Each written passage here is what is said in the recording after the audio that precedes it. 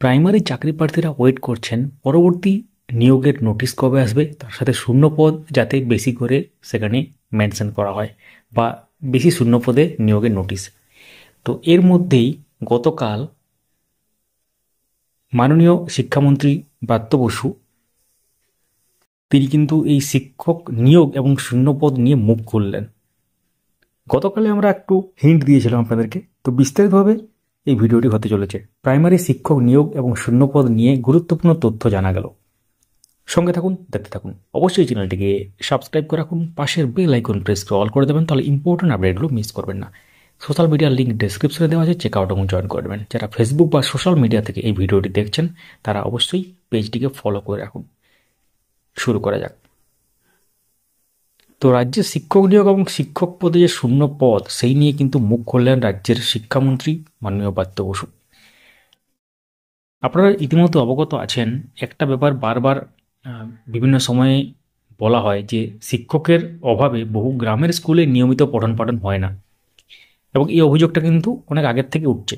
এবং গতকাল এই বিষয়টি উঠেছিল বিধানসভার আলোচনা পর্বে একটি প্রশ্নের জবাবে, এবং তিনি বলেন শিক্ষামন্ত্রী বলেন যে প্রাথমিক স্কুলের শিক্ষকদের শূন্যপদ নিয়ে গুরুত্বপূর্ণ একটা ব্যাপার। তো এ রাজ্যে সরকারি প্রাথমিক স্কুলগুলিতে শিক্ষকের শূন্যপদ আছে ৫,৬৩৫টি। হ্যাঁ, আপনারা ঠিকই শুনছেন। মাননীয় শিক্ষামন্ত্রী ব্রাত্য বসু বলেন ৫,৬৩৫টি শূন্য পদ আছে। তবে এই শূন্যপদের মধ্যে অধিকাংশই গ্রামে বলে জানালেন শিক্ষামন্ত্রী। তো মামলার কারণে আটকে রয়েছে প্রাইমারি শিক্ষক নিয়োগ, তিনি এটাও কিন্তু জানান, যেটা অলরেডি আপনারা জানেন। বিধানসভা একটি প্রশ্নোত্তর পর্ব হয়েছিল, সেখানে এই ধরনের ব্যাপার উঠে আসে, এবং একই সঙ্গে তিনি জানান যে মাননীয় মুখ্যমন্ত্রী মমতা বন্দ্যোপাধ্যায়ের নির্দেশ মোতাবেক শিক্ষক নিয়োগ করা হবে, এবং সেই ব্যাপারটা কিন্তু তিনি উল্লেখ করেন।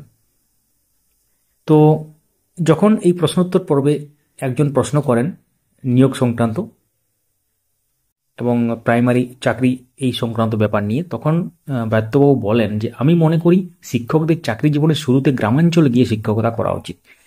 এবং এদিন শিক্ষামন্ত্রী ব্রাত্য বসু আরও জানান যে রাজ্যের প্রাথমিক স্কুলগুলোতে প্রায় ১০,০০০ নিয়োগ সম্ভব হয়েছে, ৯,০০০-এর উপর ধরতে পারেন, এবং এখনও ৫,৬৩৫টি শূন্যপদ রয়েছে।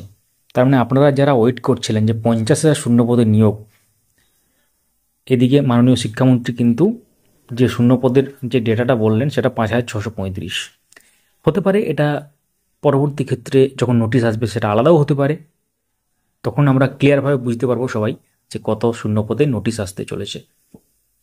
এবং তার সাথে তিনি বলেন যে আশা করছি দ্রুত নিয়োগ হবে, দ্রুত আইনি জটিলতা কেটে যাবে, এবং সেক্ষেত্রে দ্রুত শিক্ষক নিয়োগ হবে, তিনি এই কথাটি বলেন। অর্থাৎ যে ব্যাপারটা উঠে এলো সেটা আপনাদের সামনে রাখা হলো। এবার আপনারা বলুন আপনাদের যে প্রশ্নগুলো, সেগুলো কিন্তু অ্যাকচুয়ালি কমেন্টে লিখুন আর কি।